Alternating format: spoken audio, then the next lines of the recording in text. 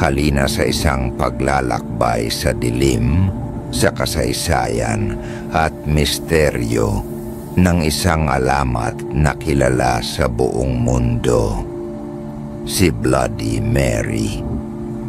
Sa gabing ito, tatalakayin natin ang pinagmulan, mga eyewitness accounts, at ang mga ritual na sinasabing nagbubukas ng pintuan sa kanyang mundo.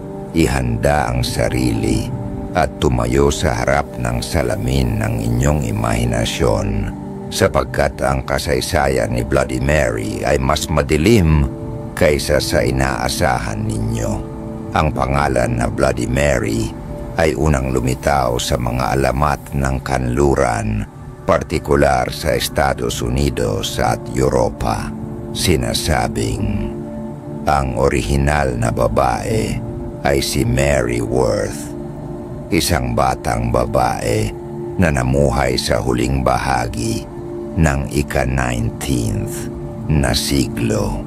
Ayon sa mga dokumento at lumang paniniwala, si Mary ay biktima ng malupit na kamag-anak at komunidad na nagdulot sa kanya ng matinding sakit at galit bago siya pumanaw sa isang trahedya. Sa paglipas ng panahon, ang kanyang espiritu ay hindi mapalayo sa mundo at lumitaw sa mga salamin, naghihintay sa mga taong magbabalik tawag sa kanya. Maraming bersyon ng alamat ni Bloody Mary ang naitala sa iba't ibang rehiyon. Sa Amerika, sinasabi ng ilan na kapag tinatawag ang kanyang pangalan sa harap ng salamin ng madilim, siya ay lilitaw. Sa Europe, may iba pang pangalan at anyo siya, ngunit pareho ang tema. Ang salamin ay pinto sa ibang mundo at ang pagbanggit sa kanyang pangalan ay maaaring magdulot ng panganib.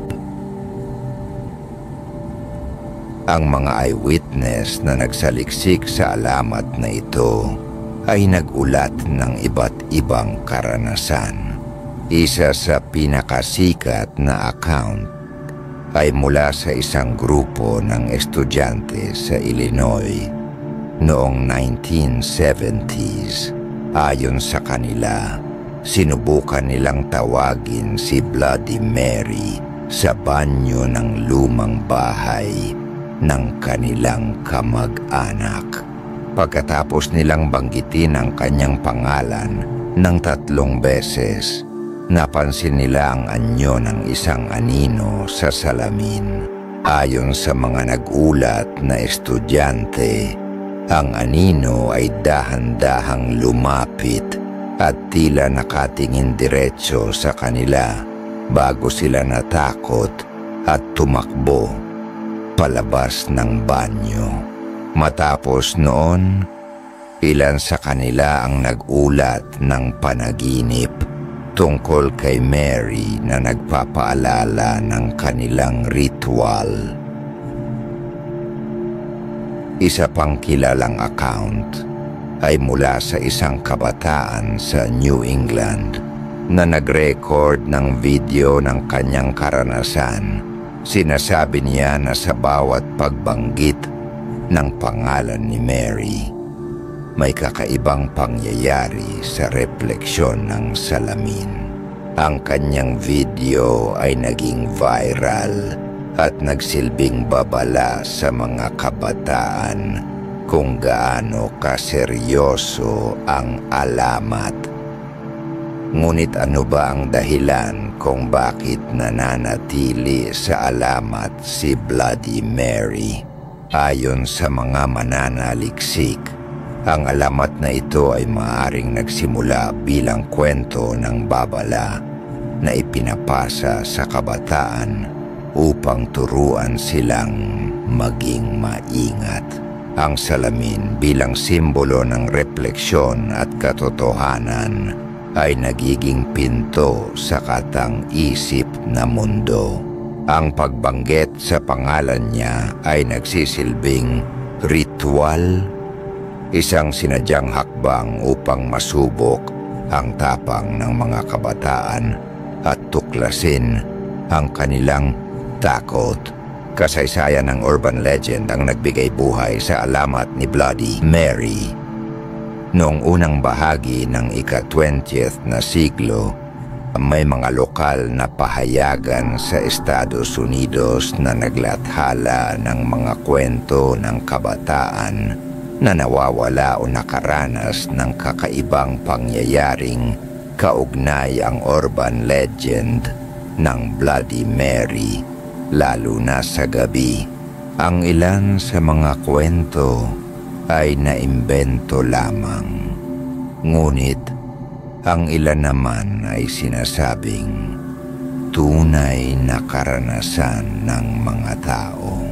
Sa paglipas ng panahon, lumawak ang alamat na may kasamang testimonies at naging bahagi na ito ng pop culture.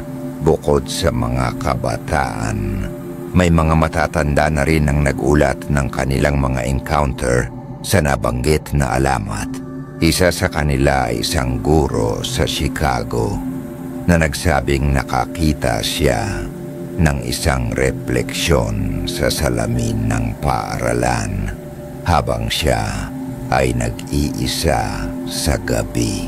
Ayon sa kanya, ang mukha ng babae sa salamin ay hindi ganap na tao, ngunit may maputlang balat at dugo ang mata, katulad ng mga lumang kwento tungkol kay Bloody Mary. Paano nga ba ang gagawin para tawagin si Bloody Mary? Ayon sa alamat, kailangan mong patayin ang ilaw sa banyo, hawakan ang kandila, at banggitin ang kanyang pangalan ng 3 beses o higit pa. Sa ilang bersyon, dapat may kasamang ritual na simpleng paalala sa kanyang trahedya.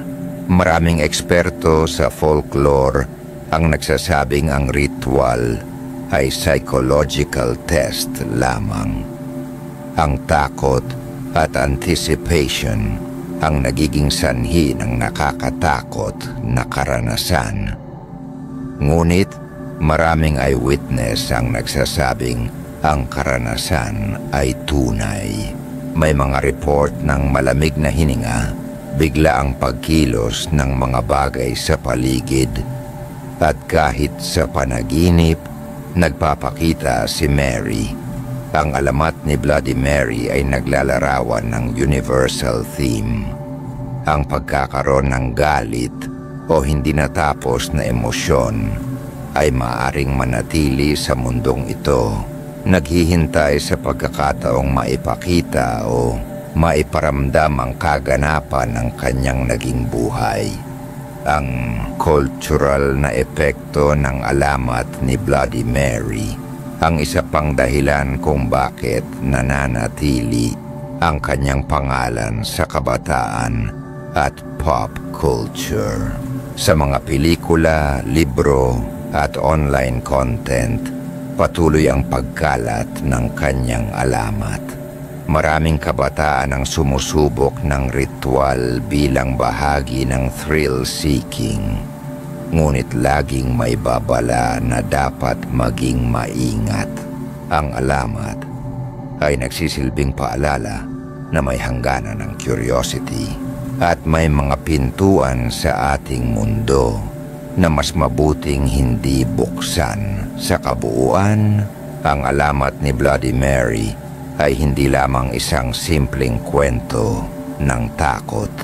Isa itong pagsasanay sa tapang, isang paalala sa kahinaan ng tao sa harap ng misteryo, at isang simbolo ng galit at hinanakit na nananatili kahit matapos ang trahedya.